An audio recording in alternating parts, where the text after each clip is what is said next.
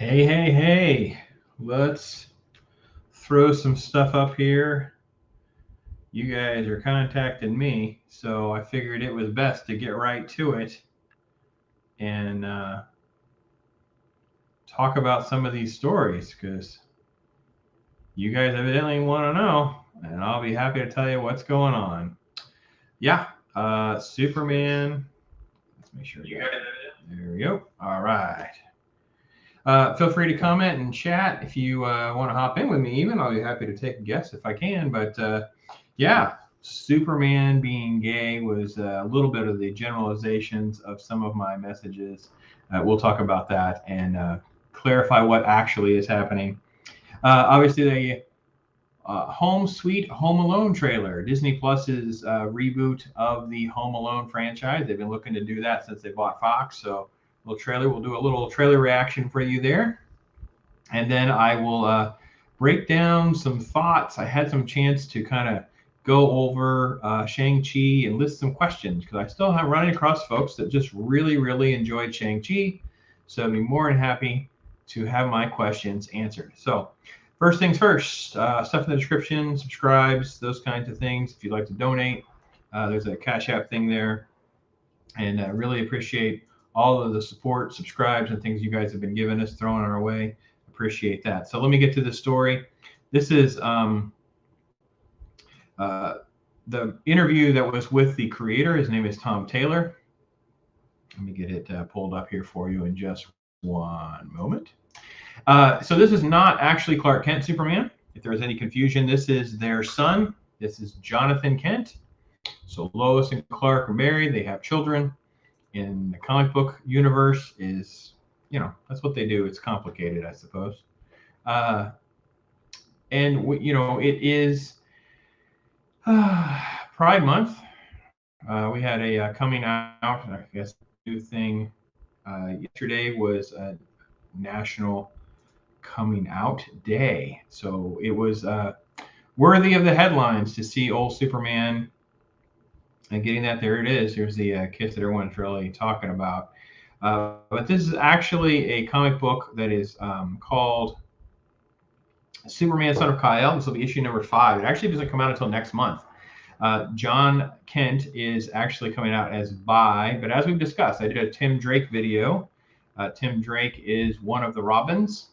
He is technically like the third Robin, and he recently had come out as bi in a random issue. Of course, sales for that, they got media hype with that. Sales went through the roof, so it is really not a surprise. They will continue to play this game and treat homosexuality or any sexuality as a gimmick to sell comic books. I remember when it used to just be guest appearances by Spider-Man or Ghost Rider, and in DC Universe, it was anytime Batman showed up.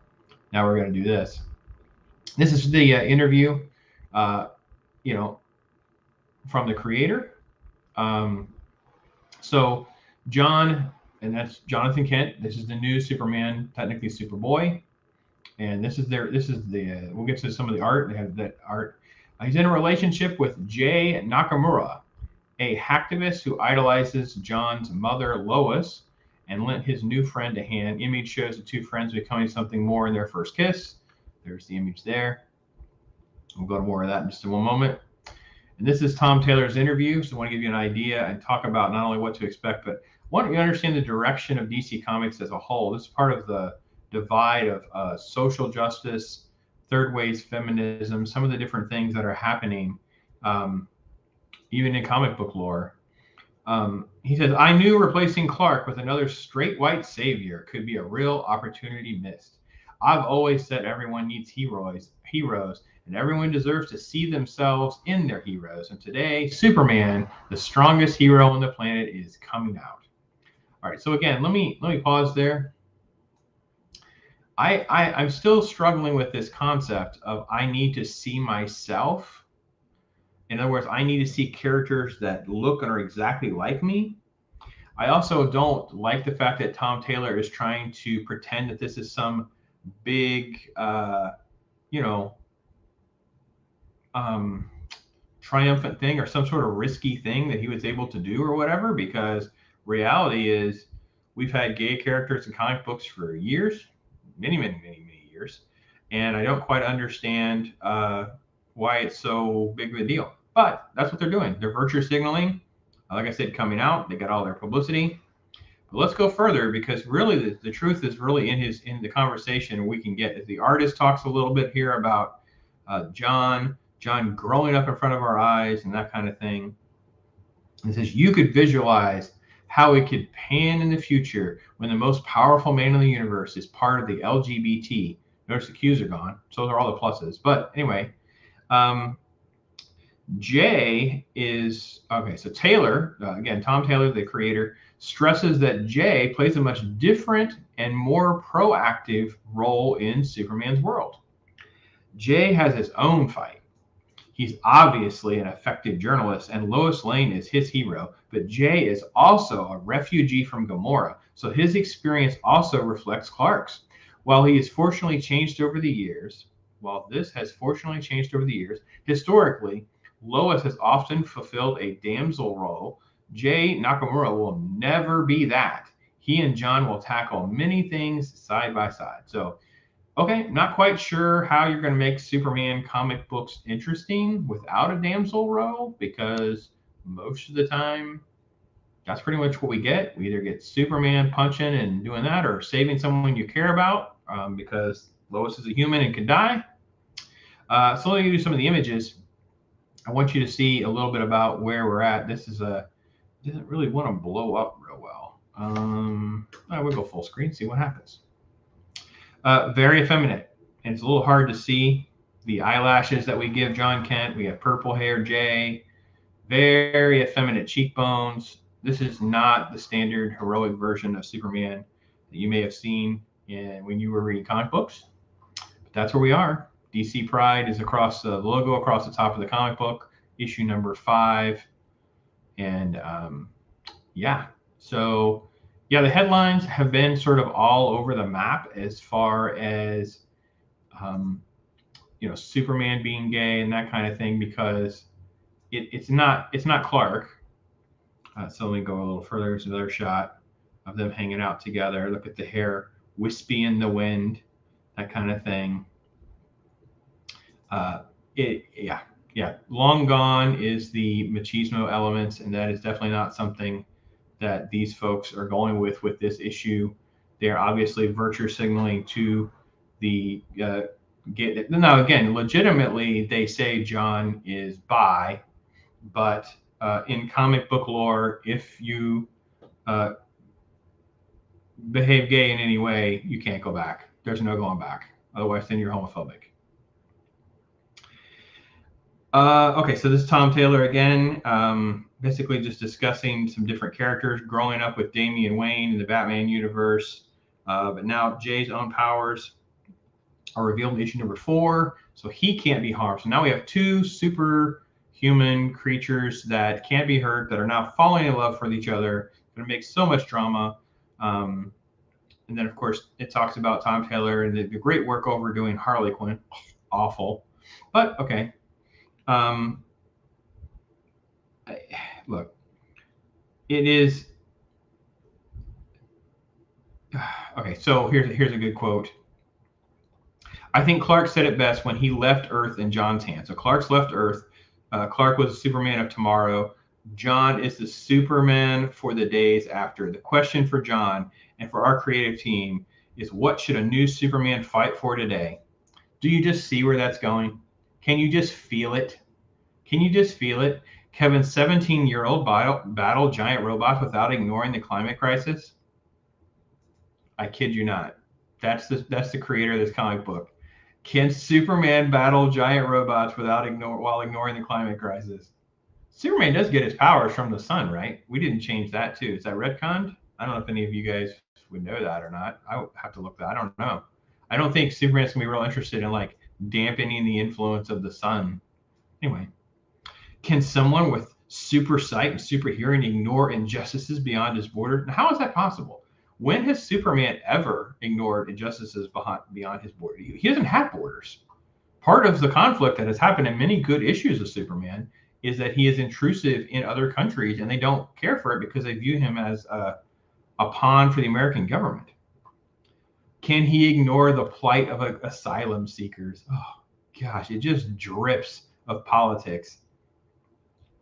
When asked, just don't. Do we have to have politics? I mean, I don't mind having some of the topics come up. It's obviously such an agenda. Anyway, when asking these questions, it's important to acknowledge that John isn't just the son of Kal-El. He's also the son of Lois Lane. Uh-oh. John is the son of the fiercest, most effective journalist on the planet. With that comes a strong sense of right and wrong, an instinctive dislike of corruption, and a strong desire for the truth to win over misinformation. I kid you not, it says that. The truth to win over misinformation. If there's going to be a COVID issue, that would be great. I'll buy the COVID issue. We'll do a page-by-page review if there's a COVID issue. I assure you. John is young and passionate. Sometimes he knows how to tackle a bit heavy-handed. Ooh, that's authoritarian. John is young and passionate, and sometimes how he tackles things would be a bit heavy-handed. Okay, well that's good. I want to see the authoritarian Superman be put in his place by Batman.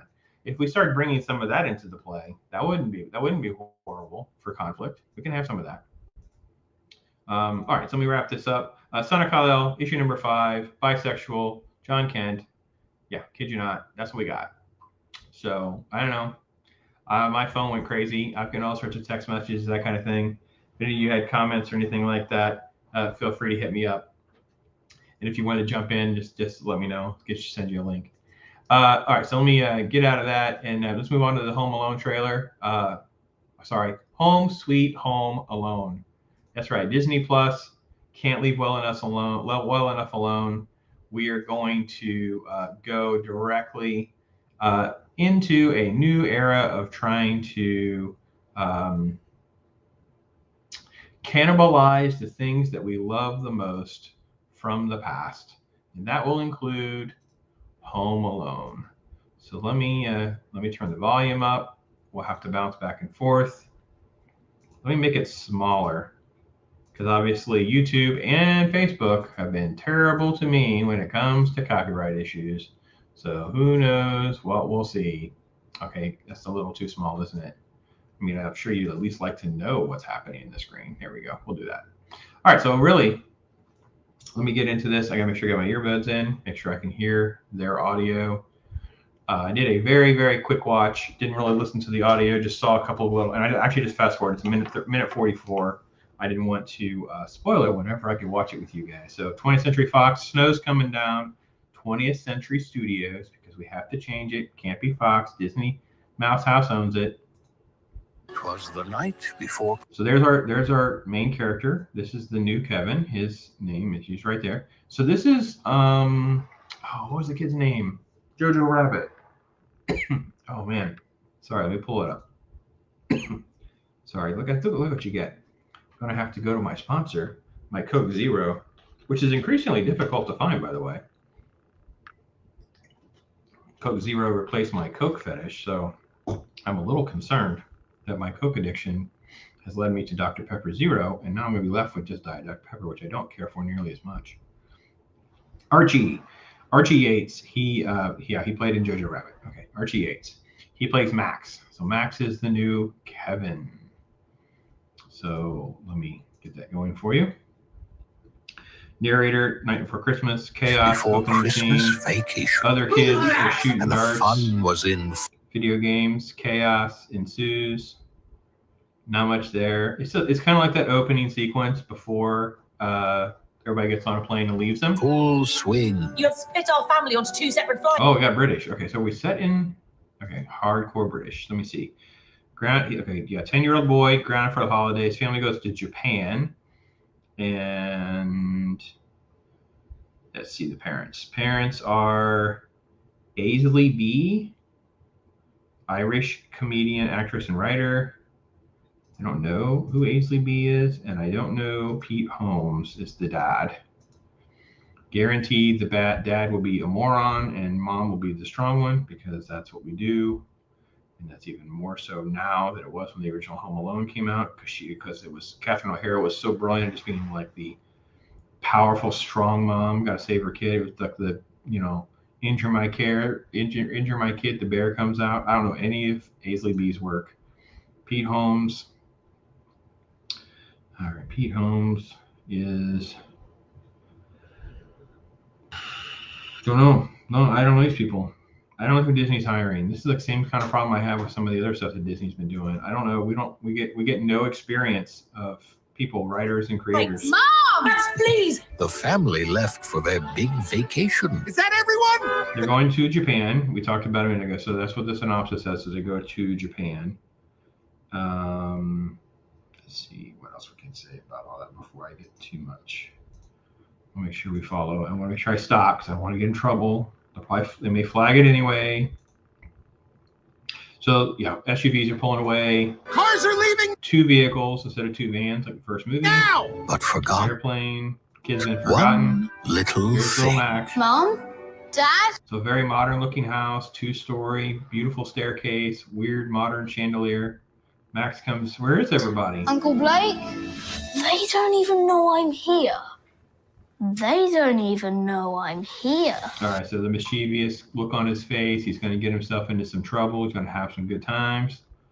I don't know. I mean, okay, so the setup's exactly the same. No surprise there, I suppose. Who's the director on this? Dan Mazer. Dan Mazer is, he did the Borat sequel as a writer. He just did, I don't know what that is. Office Christmas Party, he did a writer on that. Bridget Jones' Baby, did a writer on that. So random stuff. Yeah, he's definitely from the Sacha Baron Cohen crowd of humor. I'm not sure that translates well for Disney, but that's what they're going for here. So, all right, Max is home alone. My mum and dad have gone to They're on the airplane shot. Tokyo. I'm totally on my Well, what's he got on the desk? So the kid's actually acting out. So he has 2 whipped cream cans. There's a bunch of candy cans on the right. What are those? Are those gumballs? I mean, there's like a mountain of these candies, rainbow colors. totally on my own. I don't know what those were. All right, so he's on one of those big exercise balls, climbed a ladder, he's using it to jump off onto a trampoline. He's going to bounce into, I don't know what these are. Trash bag? It can't be trash bags. That would actually hurt. I don't know what that was. Did he close? I don't know what he lands in. You can't tell. It happened so fast. It's like this little second. That's a good shot with her. You do realize that my 10-year-old son So I guess they're in Japan. And Carol, so mom's trying to figure out where the kid is. is at home by himself. You just Wait, can't say Home Alone? Why would she not say Home Alone? Why doesn't she say is at home alone? Like, that's the whole point. Oh, geez, it's the franchise. See, this is the problem with Disney. Is this, they call it subverting expectations. Like we can't do exactly what you think will happen. But the problem is they lose the affinity and the connection that we have with it in the first place. Like part of the reason we like it is because some of the stuff keeps happening. It's a pattern. It makes us grow to like it even more. The fact that she says home by himself, that's a big negative for me. I didn't see some of this part, guys. I skipped around. by himself. You just assumed Max So I assume it's the Weasley excuse of the dad. Oh, he's just so mean. He dressed like a slob. was on the other flight. We didn't take. So they took more than one flight? We didn't take a census. So the dad didn't even keep track of his own kids. I don't know how many Mercer kids there are. I don't have the full breakdown because sometimes they just put first names, so I don't know which ones are relative or not. So, all right.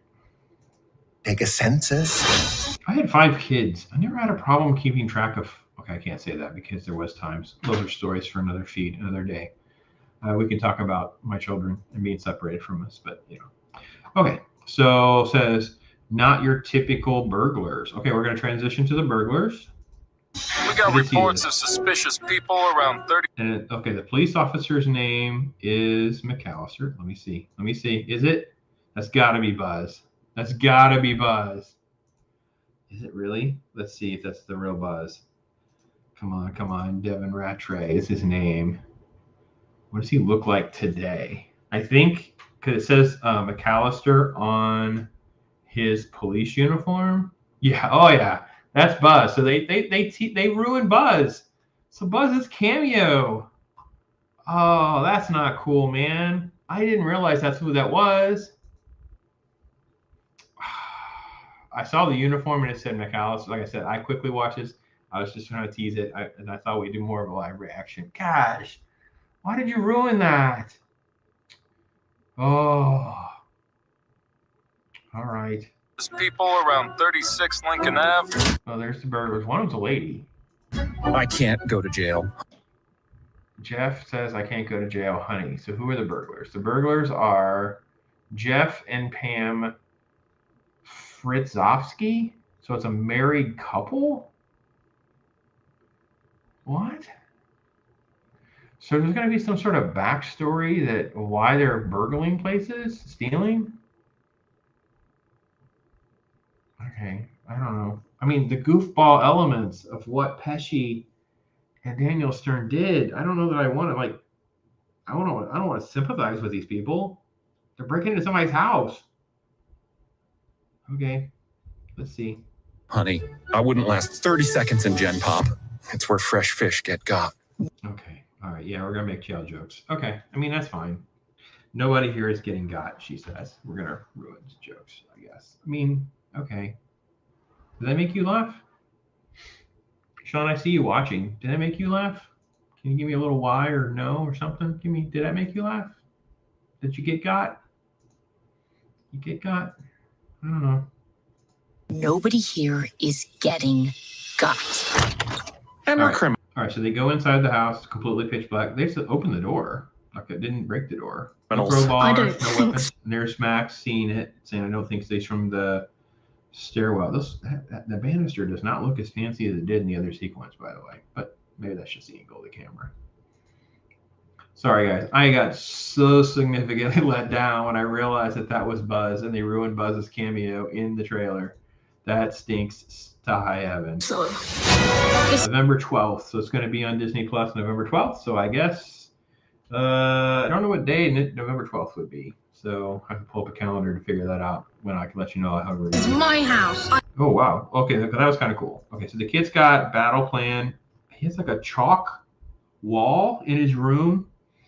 So he has drawn out like this massive, instead of like the rolling out of the, like a blueprint and the juvenile look that Kevin had in the original, this kid's got he's got a lot more creativity. And he's 10. So it is pretty good. It's pretty believable. Okay, that part I like better. That is good. That's a good upgrade. I'm fair with that. My house. He's got all sorts of cool stuff on a table. So he's got bowling balls, rope, brick, pool balls. I can't really make out exactly what everything is. It's a little toy car. I don't understand why. This is a random Hot Wheel. Light bulb. Let's see what else. Have to defend it. Okay, he's using a saw to saw on a banister. I'm doing this for those of you that are driving because I know I've had people, they're popping in and out on different, because it's streaming on the Pops page, my Facebook page, and YouTube, and I see people popping in and out. I know some of you have to be coming home from work. So I want to make sure I give you an idea of what's actually happening in case you're not watching, you're just listening to it. He's cutting down at the banister. The banister. Okay, whoop, is that a Nerf gun or Super Soaker? So Max has a major gun. Extinguisher, blah, blah, blah. I don't know. Well, if Disney's smart, they're marketing these Nerf rifle gun things as we speak, and they'll be on sale for Christmas because this comes out November 12th. So that means they'll be in Black Friday ads because that would be smart. Orange. Okay, Santa comes in. He's got a completely different gun loaded with 3 pool balls, like the hard ones. Right, center.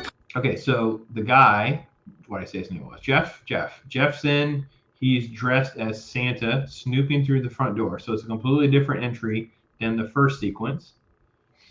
Orange stripe, center pocket. Okay, so that was Max saying that. Okay. It hits him right square in the face. Ooh. And he falls back. That did not sound right. And again, we're ruining some shots. I mean, I guess it doesn't really matter too much because as long as it's not ruining a whole sequence. Because I mean, obviously the original trailers did a lot of that same kind of stuff. We saw the guys fall. We saw, the torch shot. We saw all those different things. So that's fine. Let's see as long as it's out of sequence and out of order, it doesn't ruin how it actually plays out. Okay, it's just this holiday classics pops up on screen. I am trying. Now we're in the airport and Pan Japan Air. The mom's trying to cut in front of all these other people. Get home to my son. I'm trying to get home to my son. so that's fine. All right, so there's a shot of Max, I guess. Didn't look like Max. Looked like he was taller than Max, but Max is pouring water all over the front driveway, so it'll all be ice. Looks like he's pouring lighter fluid over like a vent, so I guess there'd be like a register. There's some duct tape and some other cool stuff in the background. Wait a minute, now then she does say alone there. Oh, good, saving grace. Nope, I don't know. I skipped it, messed it up. There's a rubber band shot. She shoots something into the groin of Santa. I'm scared. Yeah, so it's running from the him dressed to Santa, dropping stuff on it. Ooh, that was almost a giant icicle to the groin. Needs his mother. So this is more of the traditional dialogue that we saw out of Catherine O'Hara's character in the classic version. And I'm talking about Home Alone 1. I don't care for Home Alone 2, and I'm sorry if you do. I did a review on Home Alone, how I wasn't the biggest fan. I was a little old for it, but I do enjoy watching it. It's a classic. It holds up so well, and it's so much fun and sweet. All right, so we see car crashes. We see this looks like the female character falling down the stairs. Someone running through a snowman, and then they're slipping. So this was there's the famous Home Alone fall. Oh, hold that and freeze for a minute. That's pretty great. That's pretty great. It never gets old. I know it's a ripoff, and it's fine. It's okay. That's the best parts. It's just so This is not going. and then they're sliding, so it's a different shot because that's not the same angle. Well. And they're holding hands. Max is laughing from a window. Home, sweet Home Alone. Oh no! And then there's like a bad guy bait. A ladder! You think I'm that stupid? He jumps onto like a little mini trampoline, which is rigged up, booby trap, and pulls it out and falls into a Yes, tree. I do. Yeah, it's all right. I mean, okay. I mean, we're just at like Disney doesn't care about the things that we care about. I mean, that's just where we are, right? It's about they bought Fox. It's a property. They bought it to do stuff with it. I don't know. There's no way they're going to get lightning in a bottle. It's on Disney Plus, so they care about content on there. They probably kept the budget down. It actually is probably a more inexpensive film to make compared to others because you don't have a lot of locations or anything like that. So, yeah. So, Home Sweet Home Alone, coming November 12th to Disney Plus. So there's that. All right. And again, if you have anything you want to talk about, feel free. Hop in there. Throw me a question or a comment. The last thing I want to try to get to will not be much longer. I'm going to jump down this list of Shang-Chi. So if you haven't seen Shang-Chi, I'll try to pull up some photos to kind of illustrate some of the things, because some things, they just don't make any sense to me, right? And people's love of the film is still just weird to me. Like, I'm not understanding that you can look past certain things. And I really was not particularly kind to the film, probably not for some of the reasons that other people like or dislike the film. So there's a scaffolding scene. I was trying to get just a photo to open, but I keep ending up with videos. Let me see, this one was open. I just want to open the photo. I don't need, that's close enough. That's good enough. You can see it. Okay, so let me share the shot. So I'm going to go into like heavy Shang-Chi spoilers. So if you have not seen Shang-Chi, probably don't want to watch this part. Okay, so this is a scene when they go and they are outside of the Fight Club, and now they're being attacked. And this is the external part of the building, this giant skyscraper scene, which is ironic, right? The underground Fight Club, right? No one speaks of Fight Club, is in this skyscraper, and this is all the 10 Ring assassins coming for Shang-Chi. And that's what I'm calling him. Is it Shang-Chi? They want us to say Shang-Chi. It's Shang-Chi. I don't care what they say. I had to go back and make sure. This is all bamboo. What the heck is bamboo? Who's building bamboo scaffolding on? Is that something they do? I was so distracted by that's bamboo. And there are shots where he grabs a piece and like kind of like, you know, hold the pole and ride the pole across. And I felt like that was the only reason they did bamboo. That's a pretty crappy reason to have bamboo. I don't know. That was just terrible to me. One of my main criticisms of the Shang-Chi movie is that there's just no guns. I wanted to Google and see, are there any guns at all in this movie? Did anybody show up with guns? I have nothing. I got a bunch of random photos. I see no guns. I didn't see any guns. So obviously we have the attack in the bus. We have the attacks in the skyscraper. We have all of this stuff. There's no guns. None. Was Shang-Chi last 2 seconds against Winter Soldier? You're just shooting? There's like, and it's like, there would be like, what was it? It was this terrible line. Let me paraphrase this line. The dad shows up, and they've sent the bad guys after Shang-Chi and Katie, and said something like, "Yeah, I told my men they wouldn't be able to kill you," and I assume they meant Death Dealer mostly. But I'm like, wait, what? What do you mean? It was so confusing. And Kate, why is Katie along for this ride in this film?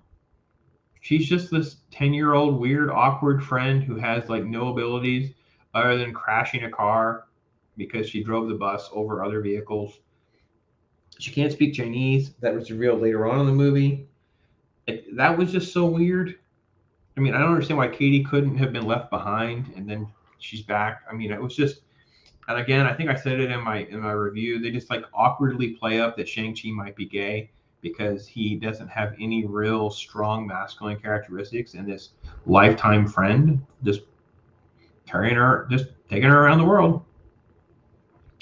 So there's the scene when let me go backwards to that the horrible tease of the Fight Club, where the Abomination showed up in like 10 seconds of a trailer, and everyone got all excited about Abomination, and basically other than Abomination punching himself in the face, everything was in the trailer, and it was such a waste of time and energy. And I mean, I guess there's a point, but what's weird is after it's done, Wong just takes him and they just leave. They just go off together like they're buds. And I'm like, well, is this like a stage fight? What's actually happening? And then you have this like a tablet put in front of Shang-Chi, and he's supposed to sign it like he's signing his rights to go fight in the Fight Club. But he's fighting his sister, who basically just comes out to attack him. And I'm like, wait a minute. It's never really established, other than she's just mad that he left. Why is she attacking him? Like, you're telling me that like 10 years later, you're so mad that he left you home alone with the dad that you're just going to attack him in your little Fight Club? And if you really want him dead, then why didn't you just actually attack him? Like, I don't understand this weird, I don't know. Again, everyone just kind of skirts over these weird, convenient plot points. Like, it didn't make any sense to me. Like, I don't understand. And again, it doesn't make any sense that Shang-Chi's just going to run away to America, do nothing with his life for like a decade and be a valet. Like, it was so, I'm like, okay, well, was he on the run from the 10 Rings? No one went to go get him. I mean, he's a kid. He's like a teenager. What is he going to do? Just live in motels, live on the street? Like, how did he even get money? And it's like, there's no one that ever kept in contact? Like, he just gets this random postcard 10 years later. He thinks it's his sister. Like, what? Anyway, okay. So all that Fight Club stuff happens. And again, that's the awkward, every male has to be shown shirtless. Shang-Chi gets the honor of being the most awkward shirtless male in the MCU at this point. And we also act like these characters are superhuman. We saw a little bit with the bus scene, with the way they flip around and grab people and throw people. People are heavy. these one-arm grabbing people and slinging them things. People weigh 100 to 200 pounds on the average, and that's a rough thing. I mean, you can swing someone with the momentum of their weight, especially if they're coming at you, but you're not just randomly grabbing and throwing people. And then later, when you're seeing people fall, and I think it was the sister that catches and saves Katie, like Katie would be dead, or at least be so maimed, that'd be the end of her trip to China, because you're falling a couple stories and someone grabs you. It's going to dislocate your shoulder, elbow, hand, wrist, whatever. I don't know. It's just, I don't know. I'm overanalyzing, I guess. Most people don't care this much. It's fine. I have issues. I know I do. Excuse me. I really, really hated the fact that they made Wenwu like a knockoff version of Mandarin, but we still didn't make him Mandarin. He's basically Mandarin, but they want to call him that. So instead of being Fu Manchu, which is who Shang-Chi's dad really is, they make him Mandarin. But we don't really make him Mandarin. We still have Trevor Slattery around, who's like the dopey actor, which all was revealed in some little short that very few people saw. And he knows the secret way. It was, oh no, sorry. He can talk to the little winged Muppet that knows the secret way. Ugh. Excuse me, I got a real tickle tonight. Sorry about that. All right, so then we get to the end.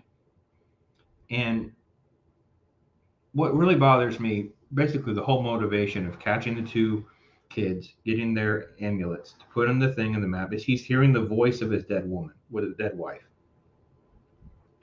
He's convinced that she's talking to him. And they're like, well, no. When he comes through the weird moving forest, they tell him, no, there's a demon, there's a monster, and the monster is trying to convince you to let him out by breaking the barrier that we're protecting. No hesitation. Nope, you're wrong. It's my wife. Because that makes more sense than there could be a creature. And then as the scene progresses, or the battle does, they break this thing open, and like this creature comes out. I'm sorry, a little mini, I don't know, what is this thing called? Little demon thing? I hate not knowing, but I don't care enough. And until I'm talking to you about it, I don't seem to look these up. Yeah, it's a little demon. I don't see them. I got no names. I got nothing. Can't tell me anything. Maybe nobody else cares either. Nope, don't know. Yeah, whatever. Okay, so the demon thing is inside. The little ones are coming out. When they grab them, that's disintegrating people. After they start coming out, wouldn't you think Wenwu would be like, well, wait a minute, maybe it is this creature. Maybe what else is in here that I'm turning loose? This guy's been around for like 1,000 years, and he lacks any self-awareness or wisdom about what actually could be happening. It's just, and then when they start fighting again later, and Shang-Chi is basically like dead in the water floating, and then the good dragon comes along and saves him, and he'll ride him out. But it's like, does he have oxygen? How did he save him? It was, look, I understand I'm nitpicking certain pieces of it, but it creates sort of like, it's like when you have like a loose thread on your clothes and you start pulling it at it, and the hole just keeps getting bigger and bigger and bigger, and before long you have this massive mess, or you've ruined your clothing. And I'm thinking to myself, that's kind of how I felt about Shang-Chi. It's not as though it's as though we have such inexperienced writers. And the script never really got edited. No one ever went and said, listen, we got all these plot holes we need to talk through. We need to kind of map this out a little bit better. What if we reorganize this so we can kind of talk this through? None of that ever happened. And you have all these massive things. And I know it's something they just don't care about, right? We know Awkwafina went along for the ride because of comic relief. She was completely just a token comic relief. That's all she was, right? And then, and we know the Trevor Slattery nonsense and the little wing Muppet thing was about just some jokes and to sell a toy. Okay, fair enough. But there's no common sense that you're talking about someone who's 1,000 years old who wants to make Mandarin chicken jokes and punch a door to let a demon out and not have any wherewithal of, like, why did you need this special water map? You could just get over the thing with your magic bracelets. And I don't know.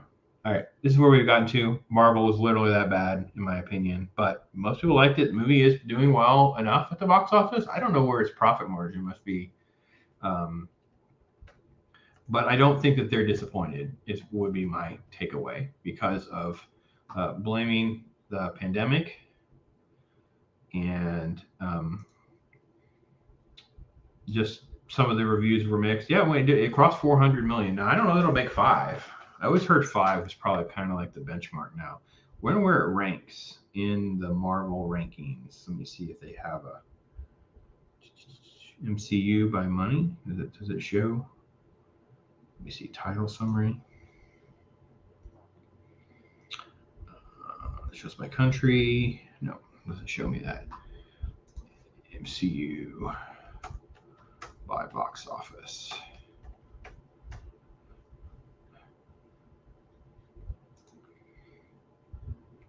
There we go. Perfect. Shang-Chi is in the middle of the pack, 19. So this is, it's done by American. Okay, so that's done by US. So we don't want to do it that way. We want to do, can we change it to global? Worldwide. Yeah, right there. Worldwide. See if it'll change it for us. Because that was showing us, oh no, but it changed everything. I don't want all of it. I just want the franchise to be by global. Nope, it's not going to work like that.